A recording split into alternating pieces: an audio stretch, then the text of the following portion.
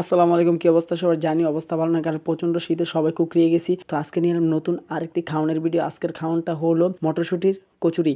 মটরশুঁটির কচুরি বানানোর জন্য প্রথমে আমার আটাগুলো সুন্দর মতো গোলাই নিতে হবে। আটাগুলো গোলানোর পরে আমাকে তৈরি করতে হবে মটরশুঁটির পুর। মটরশুঁটির পুর তৈরি করার জন্য প্রথমে আমি মরিচ এবং পেঁয়াজ বাটাটা সুন্দর মতো আগে তেলে ভাইজে নিব। ভাইজে নেওয়ার পর তার মধ্যে আমি বাটা মটরশুঁটিগুলো দিয়ে ভালো করে নাড়াচাড়া করে সেটার একটা পুর তৈরি করে নেব। পুর তৈরি করে হয়ে গেলে তারপর আমি সেই আটার মধ্যে সেই পুরগুলো সুন্দর মতো ভিতরে দিয়ে দেবো। ভিতরে দেওয়ার পর সেটা গোল গোল আটার এক একটা দলা বানাই নেবো, যেটা কিনা আমাকে কচুরিটা বানাইতে আরো সুন্দর করবে। তারপর আমি সেই গোল আটাগুলো সুন্দর মতো মাইখা সেটাকে আমি পুরি আকারে তৈরি করে নেবো। কত সুন্দরভাবে যে পুরি আকার তৈরি করে নিতেছি। কাঁচা আটা রুটি তো তাই করতেছিল না, কিন্তু তাও চেষ্টা করছি এবার বানানোর। দেখেন কত সুন্দর বানাই নিছি। এখন বানানো হয়ে গেলে তারপরে আমি এটাকে গরম তেলের মধ্যে সুন্দর মতো ভাইজা নিবো। এই যে গরম তেলের মধ্যে ভাইজা নেওয়ার পর দেখা যায় কত সুন্দর ফুটবলের মতো হয়ে গেছে ভাই, দেখতে অসাধারণ লাগতেছে। ফুইলা পুরা টুপু টুপু হয়ে গেছে। কিছুক্ষণ ভাজা হয়ে গেলে তারপর আমি সেটা উঠাই নিব।